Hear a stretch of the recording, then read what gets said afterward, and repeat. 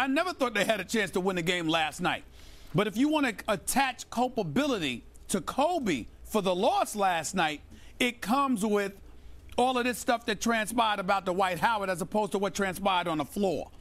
Yeah, he didn't have any assists, but Boston was all over them. They were talking on defense. KD was in dominant form. Paul Pierce was trying to remind everybody that he's still the truth.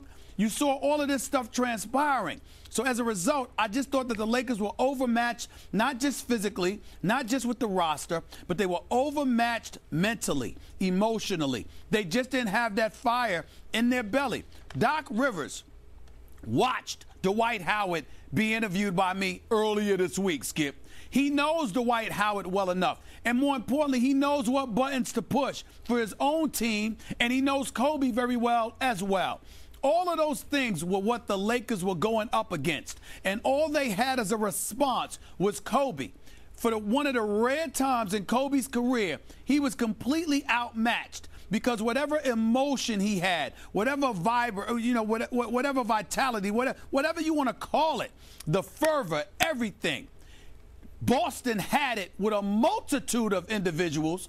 Kobe couldn't do that. He couldn't fend that off by himself. They had everything in their favor: emotions, togetherness, coaching, spirit, fervor, everything. It was just too much for him to deal with. But again, in part, he may have played a role because when he said what he said, all right, Dwight Howard, it's not about what he said, and it's not about what he meant in terms of if I'm pretty black and white, I won't speak surreptitiously and all of this other stuff. It's not about that. It's about how Dwight Howard will embrace it. And Dwight Howard clearly embraced it in a bad way, and that played a role in how the Lakers looked last night.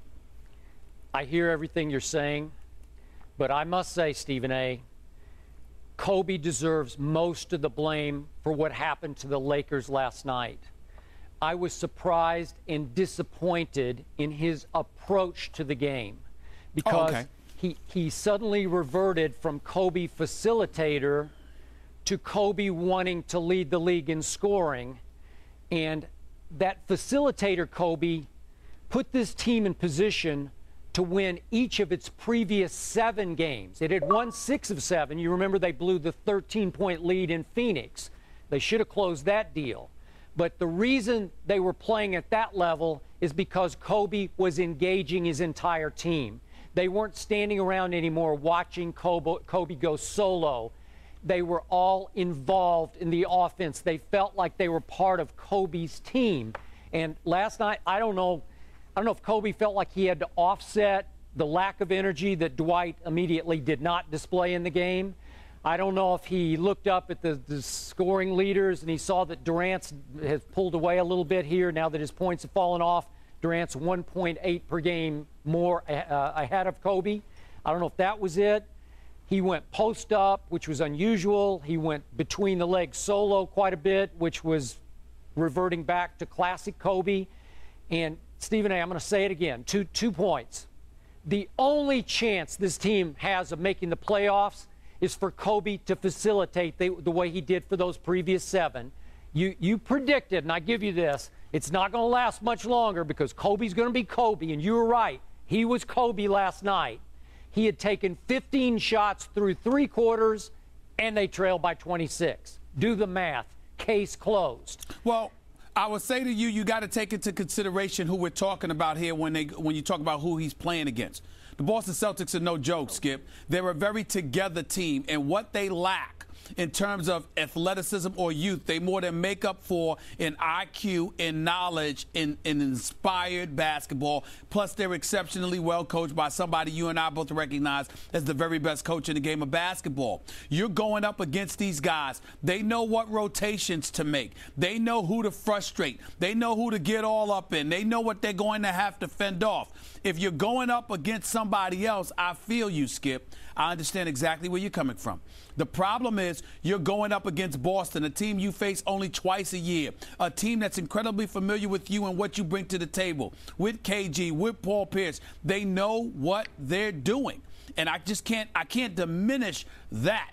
Earl Clark and Steve Blake and Nash and all of these guys, they're no match for Boston. It wasn't going to happen. They'll do better in L.A. because they'll have their home crowd. They'll play a little inspired. But Boston is too savvy, man. And when you know that you've got Pau Gasol out and Dwight Howard's right arm is no good because of his shoulder, I mean, you key on Kobe and you let the chips fall where they may. And you frustrate everybody else. Or let Kobe, as you would say, let Kobe do his thing. Kobe's going to get his. Kobe's going to get, I can tell you right now what Doc Rivers said. Kobe is going to get his. He's Kobe. But these other parts that have been making noise, lock that down. And ultimately, Kobe will start shooting more, but he can't hit them all. And we'll get him. And that's what happened. Okay, but remember, as much as I applauded Kobe for his off-the-court leadership, whether he called out Dwight or sent a little subtle or surreptitious message, if we can use that word, that was still leadership. And I thought it worked. And if you're going to lead the team off the court, you got to keep leading the team on the court. Paul Pierce for the Celtics has started playing the facilitator role that we've seen Kobe play the previous 7 games. Stephen A., it's working. They are sharing the basketball. They look like a team. Last night, the Lakers no longer look like a basketball team. Yeah, but again, you have Dwight Howard. What happens? He has 9 points. He shoots 1 of 6 from the free throw line. So obviously the Boston Celtics are saying, we're going to foul him. Let's disrupt their rhythm that way. Plus, he may miss free throws because he only entered the game shooting 49.6% from the free throw line. Outside of that, these other dudes are young. They're limited. They got a lot to learn. They have not been in this kind of heat.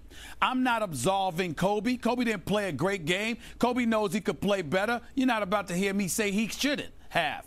What I'm saying, however, is that when you are surrounded around guys who can't get it done for one reason or another, while Boston is revisiting Game 6 of the 2008 NBA Finals, basically running you out of their building, you are not going to sit idly by if you have the requisite skills that Kobe has and say, oh, okay, I guess it just ain't our night. Let me continue to pass the ball. That's not how stars and that's not how champions roll, Skip.